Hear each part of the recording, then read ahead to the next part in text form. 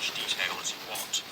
You can create an account for free and get access to over a dozen different modules, including world-building tools like species, languages, religions, and magic systems, and narrative tools like character sheets, timelines, maps, and relationship webs, plus a manuscript editor that lets you cross-reference all your entries while you write. And you can unlock extra features either with a one-time purchase or through a subscription for as low as 50 cents a month, meaning you only pay for the features you need. Everything you make is safely stored in the cloud, and you can choose to either keep your work private, or you can publish your project on the new Explore tab to share it with a community of thousands of other users and start building an audience of your own. Plus, you can access the Learn tab for in-depth tutorials and resources on all sorts of writing and world-building topics. To sign up for Campfire, or to learn more, check out the link in the description.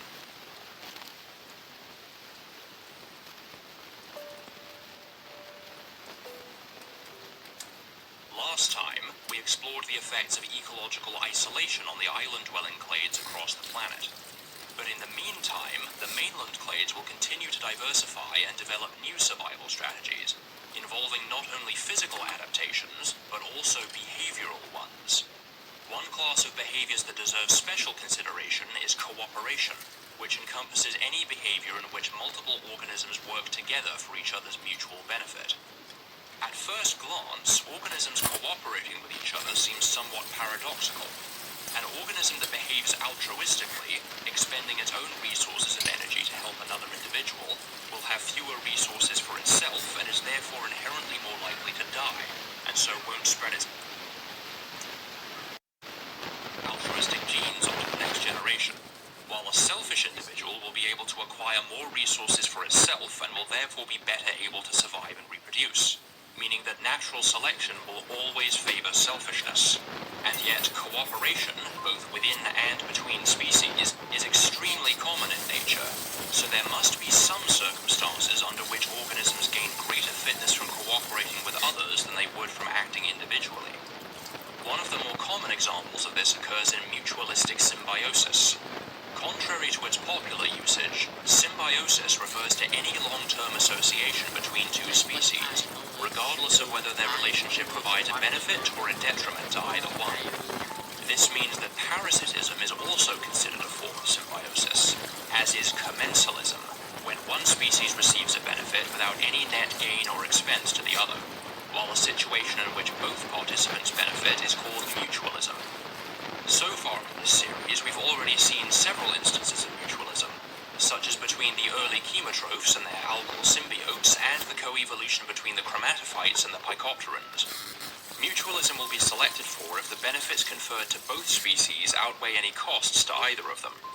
Although the algal symbiotes need to provide their chemophyte host with a portion of the sugars they produce, they gain the benefit of making sure the host they depend on stays alive and healthy. And in the chromatophytes, the cost of expending energy to produce nectar is outweighed by the reproductive benefit provided by the pollinators that the nectar attracts. But these are only two examples among thousands that will emerge across the planet's history. Some species may resort to entering mutualistic relationships in response to the ever-changing climate.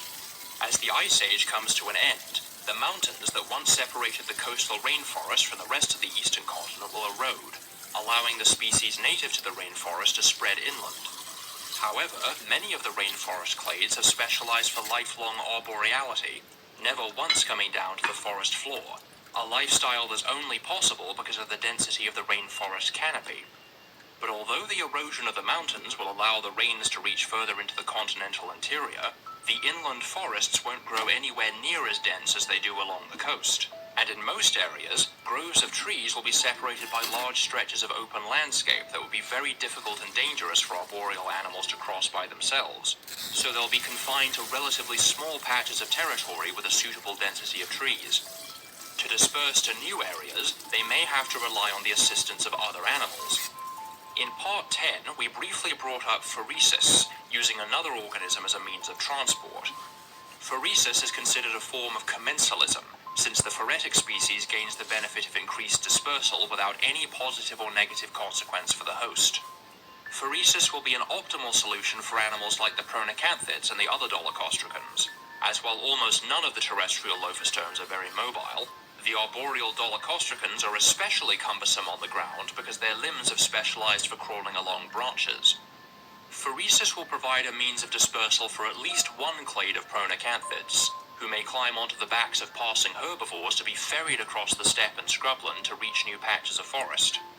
Not all herbivores are likely to tolerate a 20-centimeter pronacanthid clinging to their back, but the presence of the pronacanthids does provide them with some advantages. For one thing, the pronacanthids will feed on the malacoforms that infest their host's hide, ridding it of parasites in a similar way to cleaner fish and oxpecker birds. But the pronacanthids also offer the herbivore an extra degree of defense. The pronacanthids' fringe of venomous spines, whose dangerousness is advertised by their vibrant aposematic coloration, will be enough to deter most predators. Perhaps one clade of leptopods evolves to seek out and accommodate the pronacanthids to protect itself like a living suit of armor. And once this relationship evolves, co-evolution will ensue, with both clades specializing to make the relationship as efficient as possible. Because the pronacanthids are now their primary means of defense, the leptopods won't need to invest much energy in speed, so they can afford to become more heavily built with broad backs to provide space for as many pronacanthids as possible. And as the pronacanthids become increasingly reliant on the leptopods, they may specialize for pheresis by turning their limbs into pincer-like appendages to secure themselves to their host, much like how remoras have adapted their dorsal fin into an adjustable suction pad to attach themselves to larger fish. We'll call these pronacanthids phylactocanthids, and their leptopod hosts hoplopods. But as this instance of cooperation evolves, another will need to occur simultaneously. The greater the number of phylactocanthids on the hoplopod's back, the greater the collective defense they can provide, meaning they'll have to cooperate not just with their hosts, but also with each other. Sociality is the degree to which individuals of the same species, or conspecifics, tend to associate with each other. Unlike mutualism, sociality comes with an unavoidable cost. If the organisms are members of the same species, they'll be competing for the same resources, which discourages cooperation, so the vast majority of species are solitary. For sociality to evolve, there needs to be some benefit that outweighs the costs of this intraspecific competition and results in a net gain for every individual involved in the social interaction. One such benefit that frequently drives the evolution of sociality is mutual protection from predators, since having more individuals around makes it easier to keep an eye out for danger and presents a more formidable barrier against attackers. This will be the case for the phylactocanthids, as well as for the camptopods, alabrachids, and the many other herbivores across the planet that have evolved herding behaviors. In most of these species, these social groups will have a very loose structure, and the animals that comprise them will simply tolerate each other's presence without forming any lasting social bonds.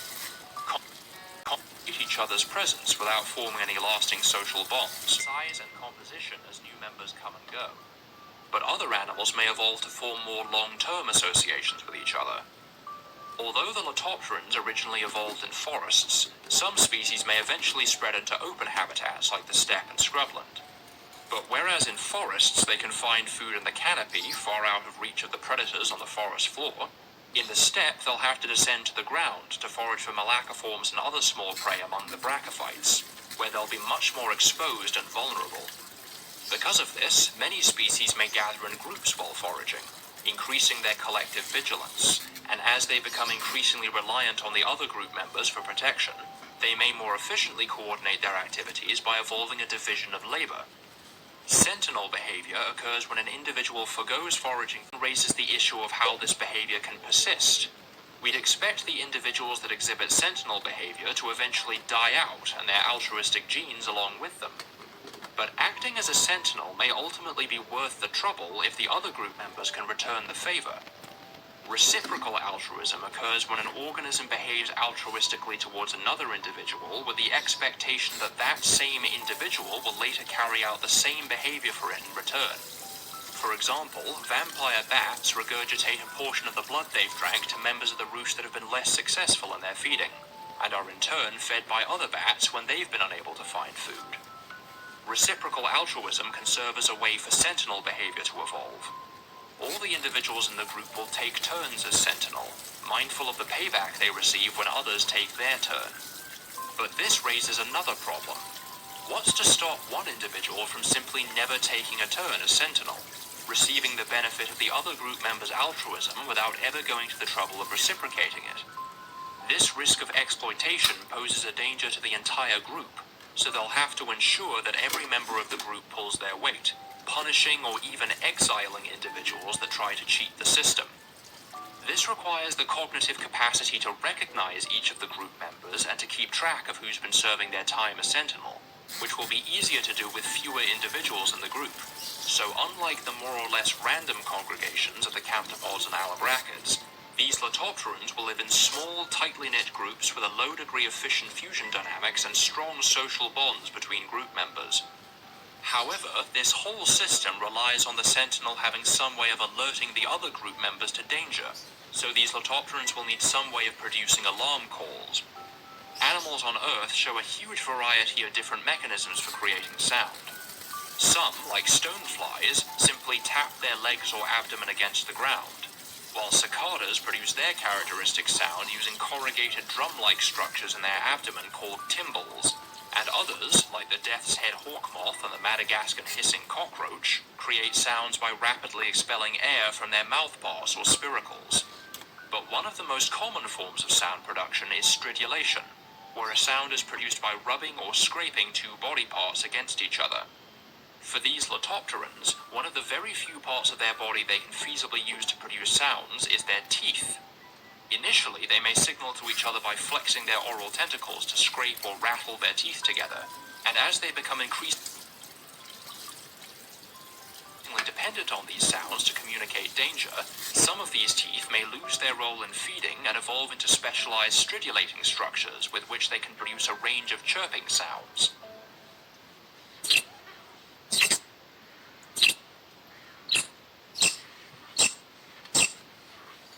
However, these calls will be of little use if they have no way of being detected. Hearing is extremely widespread, though not universal, in animals on Earth. While all tetrapods have inherited a similar hearing structure from early fish, hearing organs have independently evolved over 24 times among arthropods, with their placement being extremely variable between clades. But all tympanum, or eardrum, which vibrates in response to nearby sounds, stretched over a hollow chamber through which the auditory nerves run. Most lophostomes have a fairly unspecialized hearing mechanism, simply detecting vibrations that reach the sensory nerves within their oral tentacles and eye stalks. But in species that communicate using sound, as these Leptopterans do, the hearing organs tend to be especially sensitive to the frequencies of the sounds they produce, which may require more acute hearing, so the areas of the nervous system that detect and process vibrations may enlarge into dedicated auditory lobes, with the nerves running into hollow chambers on either side of the eye stalks. With these physical adaptations maximizing the efficiency of their group behaviors, these small Leptopterans, which we'll call pipiodonts, will be specialized for sociality, living in cohesive groups of 5 to 10 individuals, with a sentinel perched at all times on a nearby tree or other elevated position to make it easier to scan their surroundings. But beyond group defense, sociality can also provide a benefit to predators. Pack hunting is a behavior in which multiple individuals work together to bring down prey, seen in a disparate variety of clades like wolves, lions, hyenas, and even invertebrates like velvet worms. But despite it having evolved so many times, pack hunting has only been observed in less than 10% of carnivorous species, suggesting that in most cases, pack hunting isn't an evolutionarily stable strategy. The primary benefit of pack hunting is that it allows a group to take down prey too large or well-defended to tackle individually. But the drawback is that every kill will have to be divided among everyone in the pack, meaning a smaller share of food for each of them. If the average prey is small and common enough to be taken down by a solitary predator, or doesn't provide enough food for more than one individual, then pack hunting won't be an effective adaptation. This may be why on Earth, pack hunting is extremely rare in rainforests and other regions with abundant prey, and is found almost exclusively in tropical steppe, as well as occasionally in temperate plains and tundra, all habitats where widely dispersed populations of large prey force predators to work together. The tropical plains of the western continent are home to the titanopods, many of which are too large for even apex predators like the ensodonts to feasibly take down on their own. which may prompt some species to form packs, the size and structure of which will depend on several ecological factors.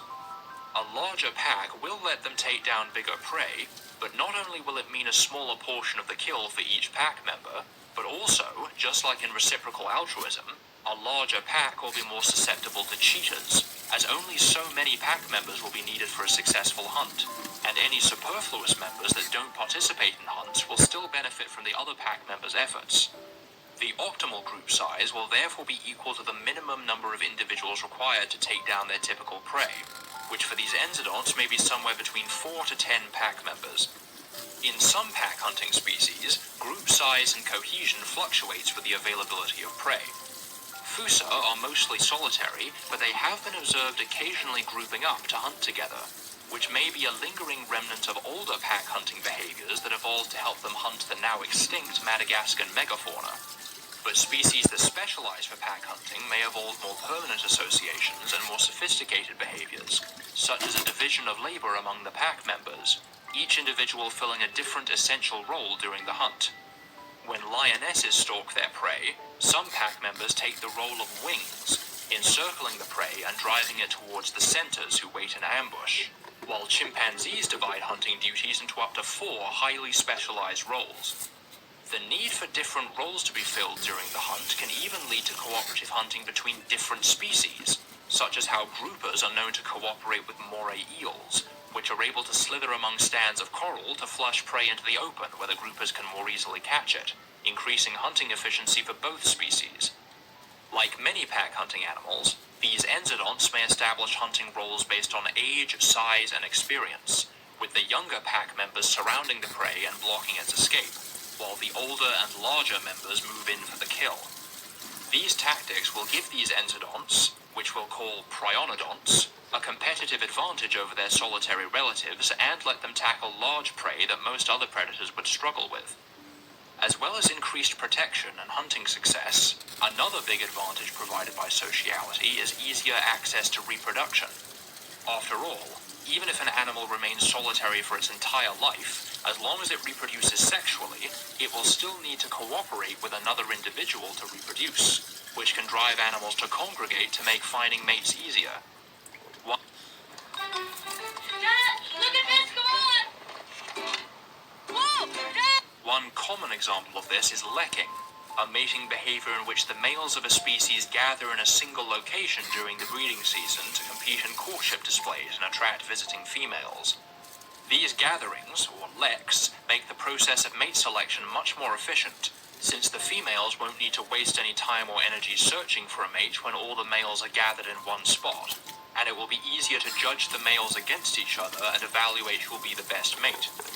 Because all the males carry out their displays in such close proximity to each other, leks inherently involve a high degree of male competition, which, relating to what we covered in Part 10, often drives the evolution of male display structures and ornamentation that they can use to compete with each other, and as such, lekking is strongly correlated with sexual dimorphism.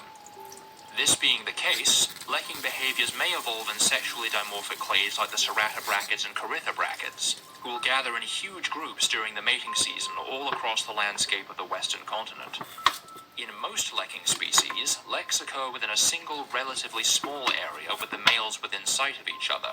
But if some species live in areas of dense vegetation or other environments with a limited line of sight, then the males can't rely on visual signaling alone to attract females, and so may evolve to advertise their position using sound. While stridulation is a very widespread method of sound production, for animals with active respiration like tetrapods and osteopods, the movement of air through the respiratory tract provides an easy way of generating calls, which, when produced in this way, are called vocalizations. Many vertebrates have evolved special organs to augment and amplify their vocalizations, like the syrinx in birds and the vocal cords in mammals. Osteopods have 2 separate breathing canals, one on either side of the body. Most species don't have any well-developed means of creating vocalizations, though some may be capable of forcefully exhaling to produce grunts, chirps, or whistles. But as these corythobrachids increasingly rely on these vocalizations to attract mates, their airways and spiracles may evolve special resonating chambers to let them produce bellowing or trumpeting calls.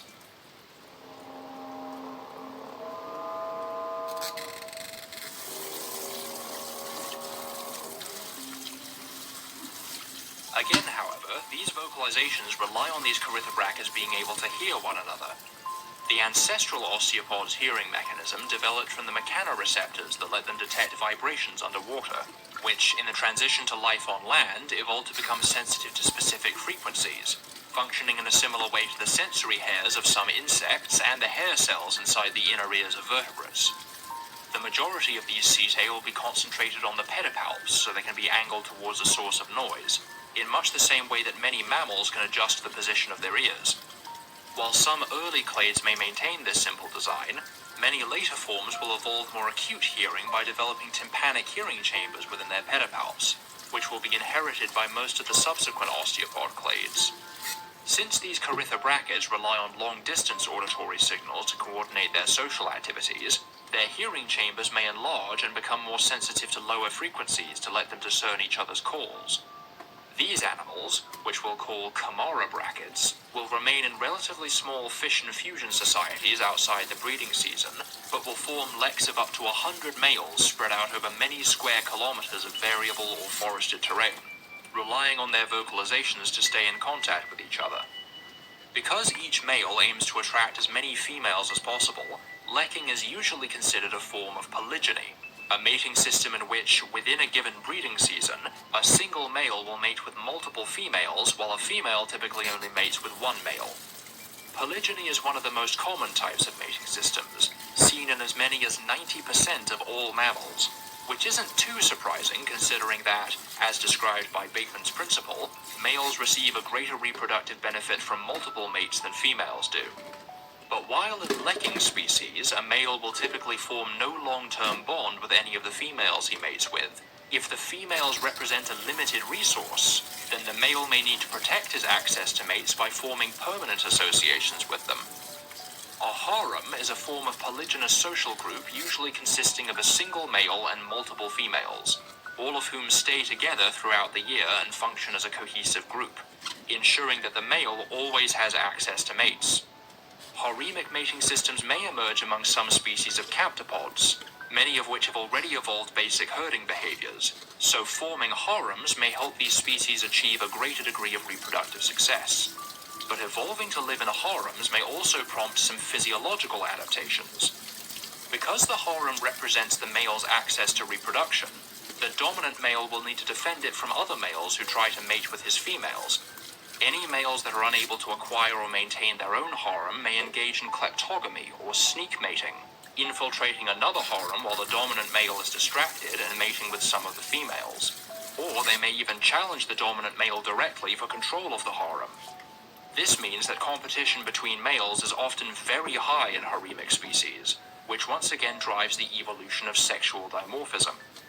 In these captopods, the males may become larger and more heavily built than the females, and evolve prominent horns and facial armor with which to spar with each other.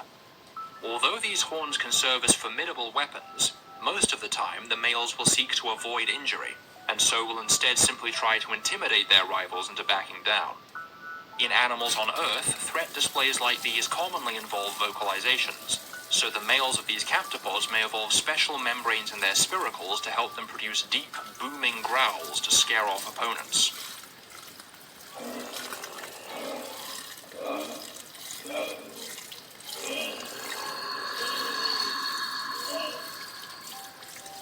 But unlike the harems of tetrapods on Earth, the males of these captopods will face an additional source of competition as a consequence of sequential hermaphroditism.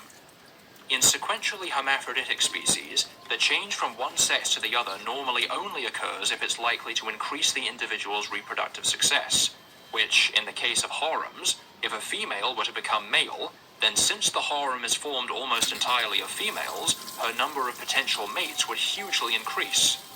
Therefore, whereas monogamy and random mating systems are correlated with protandry, protogeny is most often associated with polygynous and especially haremic mating systems. So whereas most of the distantly related allobrachids on the western continent will be protandrous, these captopods will be primarily protogynous. But while becoming male may ostensibly give a female more opportunities for mating, it's unlikely that this will be tolerated by the harem's dominant male, as he'll want to keep all the females of the harem to himself, so he'll need to assert his dominance to maintain his position at the head of the group and discourage any of his females challenging him. If a female begins to perceive the dominant male as an unfit mate or an inadequate leader, this may trigger her transition from female to male, after which she'll fight with the dominant male and attempt to take his place. With this social structure, these captopods, which we'll name as Spheneceratops, will have constant access to reproduction while benefiting from each other's mutual protection. But although polygyny seems to maximize reproductive success for both sexes,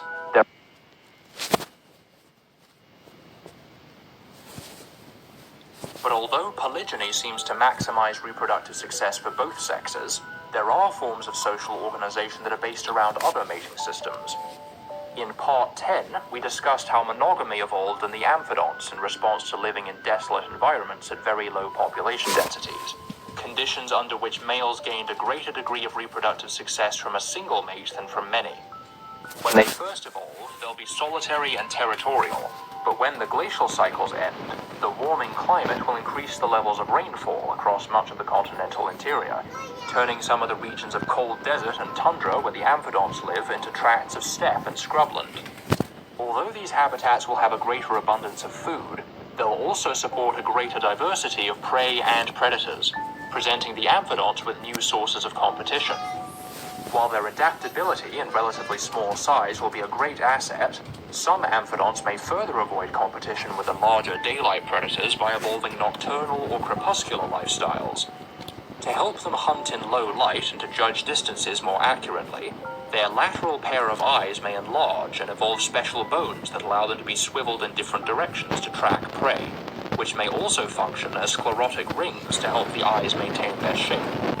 To complement their keen vision, they may also evolve more acute hearing, but unlike the Camara brackets, these forms will have the openings of their hearing organs positioned at the apex of the pedipalps, so they can be more easily turned towards a source of noise, and an ear canal running down to the tympanic membrane within.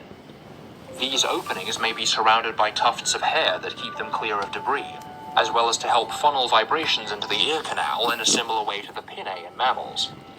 This improved hearing will make it more feasible to communicate through vocalizations, so they may evolve expanded respiratory tracts with special valves to let them produce a variety of rasping, chattering growls.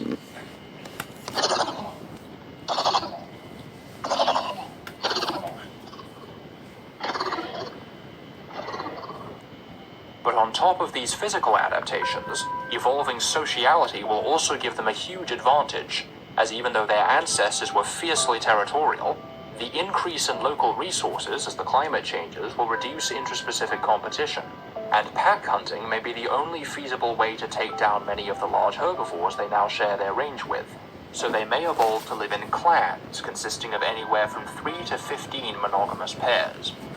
Like in all social groups, conflicts will occasionally arise between clan members over access to food and mates. To streamline these interactions, many social animals form dominance hierarchies in which every group member has a social rank that represents their access to food and reproduction relative to the other group members. In most species, dominance is established by size, age, and aggression, but it can also vary based on sex.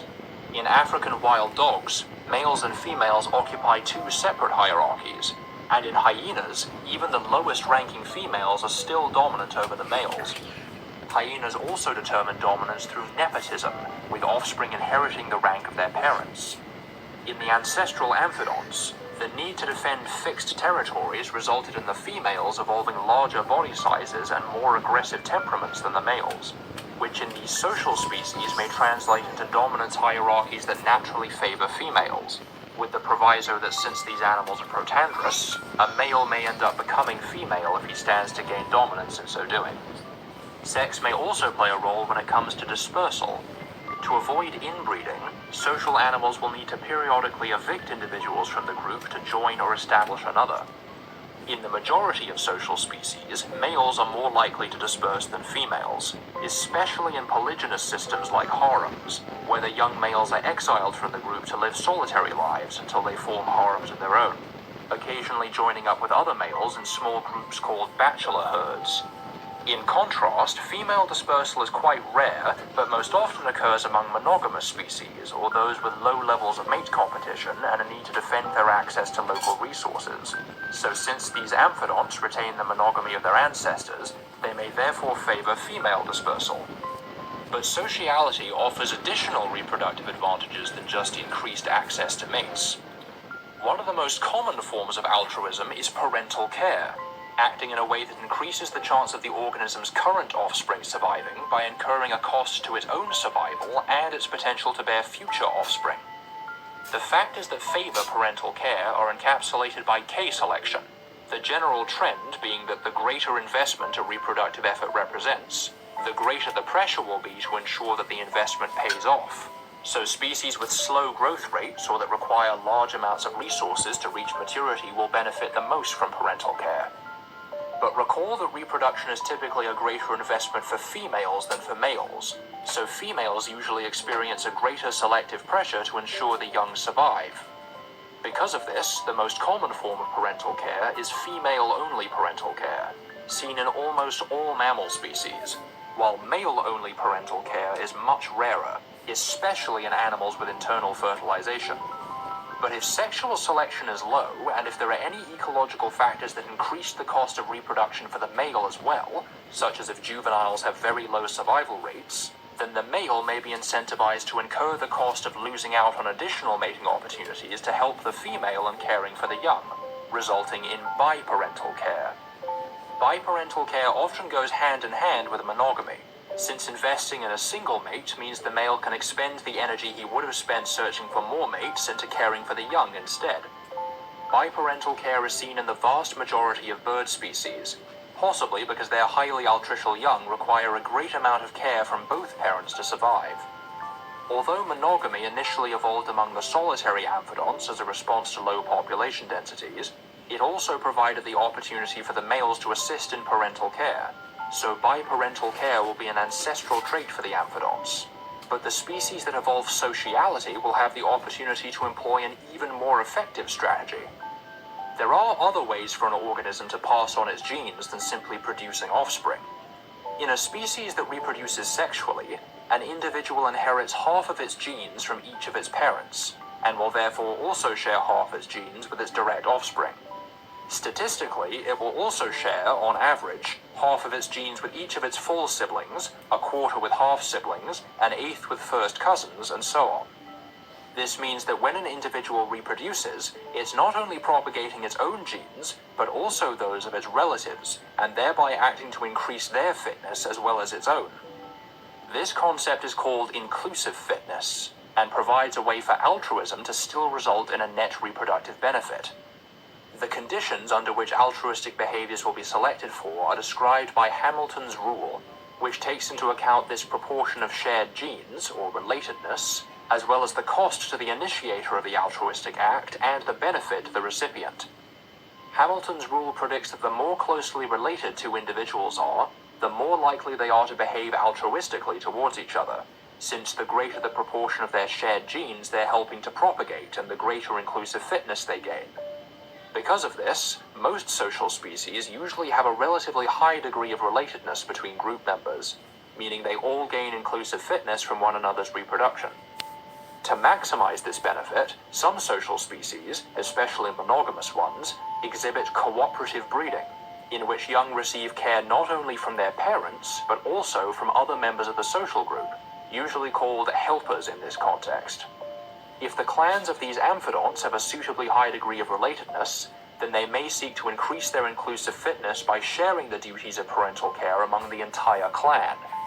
All this being the case, one of the most common types of cooperative breeding is the rather poorly termed helpers at the nest, in which care is provided to an individual by its older siblings, who remain with their parents instead of dispersing to begin their own broods. If this happens in the trypanochirids, while the males may remain semiparous, the females may evolve longer lifespans to let them produce many clutches of offspring over multiple breeding seasons.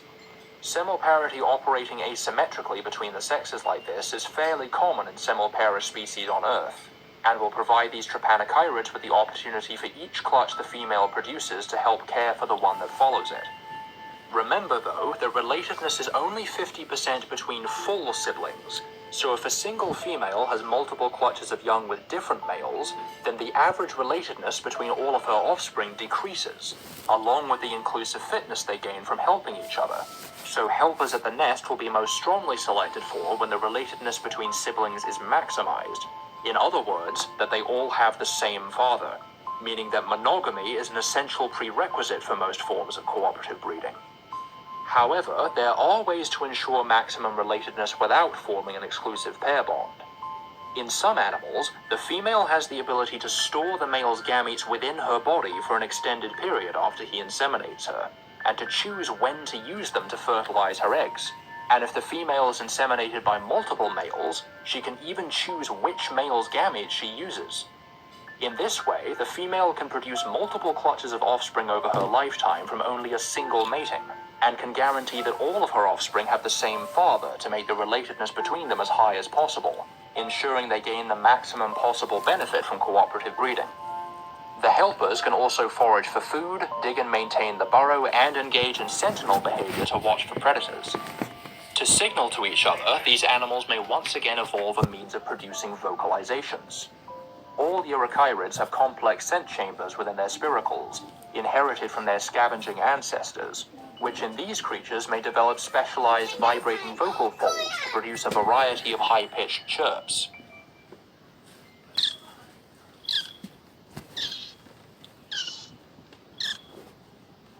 To pick up these calls, they may evolve in large tympanic hearing chambers from the hollow space left behind as their pedipalps shrink into antennae, with small bones at the base of the pedipalps helping to conduct vibrations like the middle ear bones of mammals. Fossorial animals tend to lack pinnae and other external structures that might otherwise make it difficult to squeeze through tight burrows, so these hearing organs and the pedipalps they're attached to will remain relatively indistinct. And since the pedipalps have entirely lost their role in handling food, their mandibles may evolve into a multi-purpose beak-like structure, equally equipped to handle both meat and plant matter, for which we'll give them the name ramphidonts. In most cases, these ramphidonts' offspring will remain with the mother and maintain their role as helpers for at least one full breeding season, eventually dispersing to begin their own broods. But if helping their mother reproduce returns an especially high degree of inclusive fitness, then they may be selected to forego their own reproduction entirely. Reproductive suppression occurs when individuals are inhibited or prevented from reproducing, often due to a pressure from the dominant individual of the social group who monopolizes reproduction.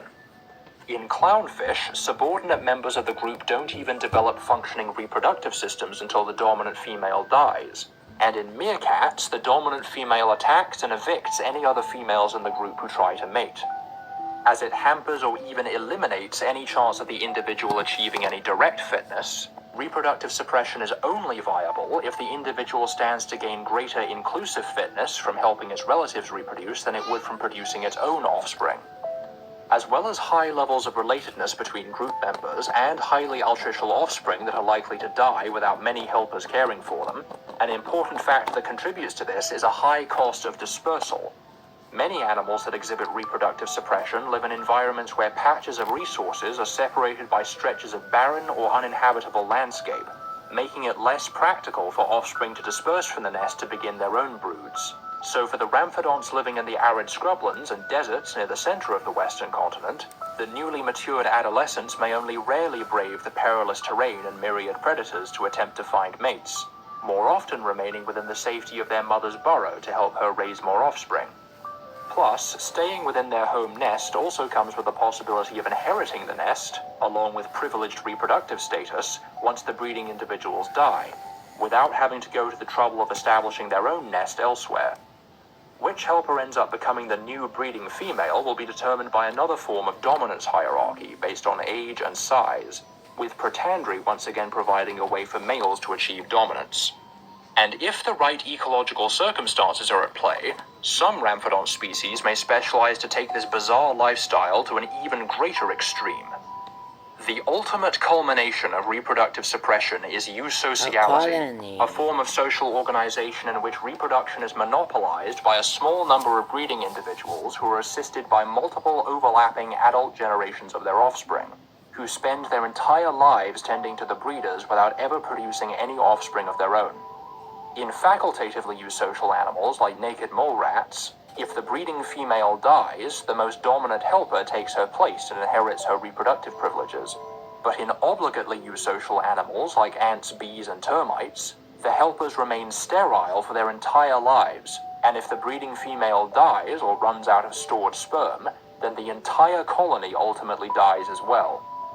An individual's role and reproductive status within a eusocial colony is referred to as its caste, the most basic caste distinction being between helpers, or workers, and breeders, the females of which are usually called queens, and the males either kings or drones.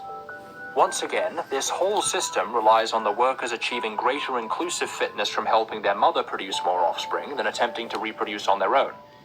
Notably, eusociality has evolved in the hymenopterans, the ants, bees, and wasps, at least 8 times, which may at least partially be the result of their haplodiploidy, a unique sex determination system in which males inherit only 1 copy of each chromosome directly from the mother, while the females inherit 2, one from the mother and one from the father, which results in a bizarre pattern of asymmetrical relatedness in which the females are more closely related to their sisters than they are to their own offspring.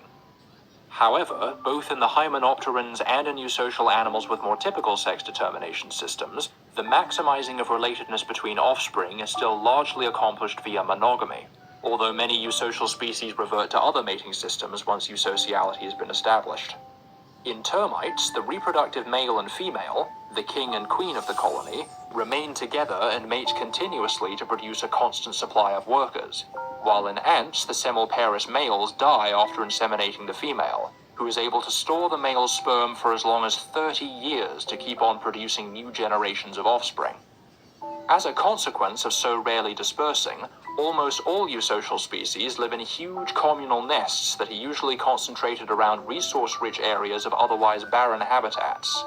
The burrowing ramphidonts may build such nests by digging out huge underground warrens and tunnel complexes, feeding on tree roots, tylophyte and cryptophyte bulbs, malacoforms, and any other food they can unearth.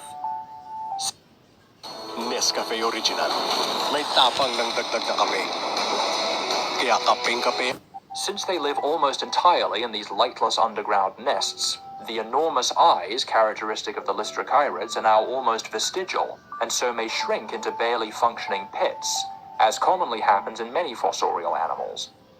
Their primary sense may come from the mechanoreceptors on their pedipalps, which may lengthen into whisker-like structures to help them feel their way through their underground passages. On top of adaptations like these, many eusocial species display physiological differences between castes to help them specialize for the role they play in the colony. This is usually accomplished through phenotypic plasticity, the capacity to undergo physiological or behavioral changes in response to environmental stimuli. For instance, in their larval stage, Hokkaido salamanders will adopt either a broad-headed attack morph if there's a local abundance of prey, or a large-tailed defense morph if there are lots of predators around. Unlike evolution, which occurs over many generations as a result of changes in gene frequencies, phenotypic plasticity occurs within individual organisms, and doesn't involve a change in genes, but only which of the organism's genes are activated or deactivated. Phenotypic plasticity provides a way for the different castes of eusocial colonies to physically differentiate. In most eusocial species, the breeders grow much larger than the workers and have much longer lifespans, with swollen abdomens filled with expanded reproductive tracts to continuously produce new young. In species that specialize for eusociality, phenotypic plasticity can also allow the breeders and the workers to differentiate into finer caste distinctions. Since eusocial animals depend so heavily on a single nest that provides them with all of their food and shelter, they'll need to protect it from predators and other animals that try to raid the nest of its resources. So many eusocial species have a distinction between normal workers, whose main jobs are to care for the young, collect food, and maintain the nest, and soldiers who defend the nest from attackers. Soldiers are often larger than workers and have bigger heads and stronger jaws to deliver powerful bites. In fact, in some termites, the soldiers' jaws are so large and specialized for biting that they can no longer be used for eating, and so they have to rely on the workers placing pre-chewed food directly into their mouths. In these rhaphodonts, the normal workers will have broad, spade-shaped claws well suited for digging, but those who become soldiers will develop sharp, blade-like claws and teeth with which they can aggressively repel any threat that comes near the nest. Both the workers and the soldiers will spend their entire lives tending to and protecting the enormous queen, whose reproduction represents their only means of achieving fitness. Only a select few young will develop into dispersers, the only members of the colony other than the queen capable of reproduction, who will leave the nest once they reach maturity to begin new colonies. To give them the best possible chance of surviving outside the safety of the nest, they may time their dispersal to coincide with the onset of the wet season when resources are most abundant, like the nuptial flights of some eusocial insects. The male dispersers will spend the rest of their lives seeking out and mating with as many female dispersers from other colonies as they can, the few who are lucky enough to avoid being eaten by predators dying naturally once the breeding season ends, and the fertilized females will find suitable spots to dig their burrows and begin producing new colonies. With a single nest containing over 100 animals, these rhaphodonts, which we'll call oryctochirids, will exhibit some of the most complex social organization of any animal on the planet. But even eusociality, as astonishingly complex and specialized as it is, still isn't the pinnacle of cooperative behaviors. If division of labor is extensive enough, then the members of a social group may evolve to associate with each other not only socially, but also physically. In colonial or modular organisms, all the members of a colony grow together to collectively form one single superorganism. In clays like corals, pyrosomes, and siphonophores, what looks like a single individual is actually an entire colony, called a genet or zoon, composed of many interdependent organisms called ramets or zooids. Much like the castes in eusocial colonies, some colonial species have ramets that differentiate into one of a number of specialized morphs that fulfill a specific function. In the Portuguese man-o'-war, one ramet acts as a swim bladder to keep the colony afloat, while others catch prey and pass it into yet other ramets that act as stomachs, digesting the prey and transporting the nutrients to the rest of the genet. And one type of ramet is responsible for producing gametes, which are released into the water to eventually encounter gametes from other genets to grow into new colonies.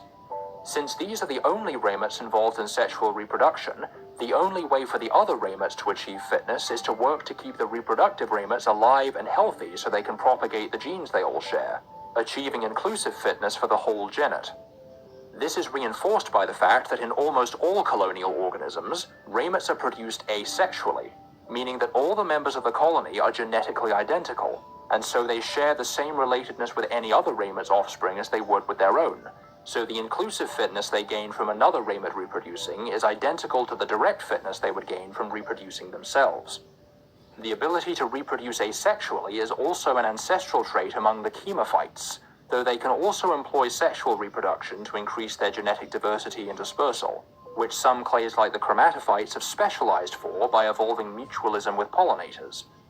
The earliest chromatophytes were epiphytes, growing in tightly clustered asexual colonies along tree branches, with the outer surface of their male gametangia covered in long, gamete-covered filaments, which are brightly colored to attract the attention of nectarivores.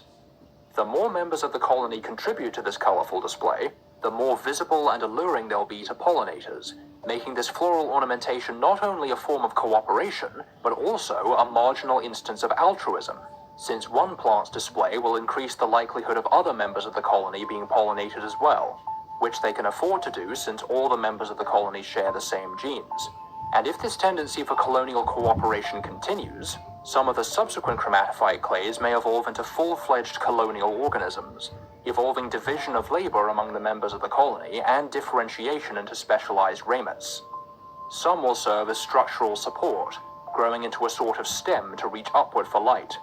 Some may spread along the ground like roots to gather water and nutrients. Some may fill the function of leaves, distributing the sugars they produce from photosynthesis to the rest of the colony. And some may specialize into reproductive structures, the only members of the colony to produce gametes and to be involved in pollination. These colonial plants, which we'll call zygophytes, will be more adaptable than most plants thanks to their flexible body plan, and so will become successful ground plants in tropical areas, rapidly spreading thanks to the mutualism they've maintained with their pollinators and seed dispersers. In a way, colonial organisms like these can be seen as analogous to the evolution of multicellularity. All multicellular organisms are associations of interdependent cells, each of which differentiate into one of many different kinds of cell to carry out a specific function, all working together to keep the superorganism, the individual, alive. But only the sex cells will actually be involved in reproduction, and will be the only ones to pass on their genes, and the genes they share with the other cells of the superorganism, to a new individual. So, in a way, all multicellular organisms, even solitary ones, are examples of sociality in action. The possibilities for cooperative behaviors are almost limitless in their variation and complexity, but the clades we've looked at here will exemplify some of the more common ways for sociality to manifest, evolving within the time between the first glacial period up to about 30 million years following the end of the Ice Age. But shortly after this point, the adaptations of all of the mainland clades will be put to the test in the face of a new challenge. In the next episode, we'll explore the ecological upheaval that occurs when the two continents merge back into one. Thanks again to all the artists on Discord who contributed artwork for this episode, and who saved me an enormous amount of time and effort when making these videos, while simultaneously making them look a hell of a lot better in the process. Links to the main server and the alien biosphere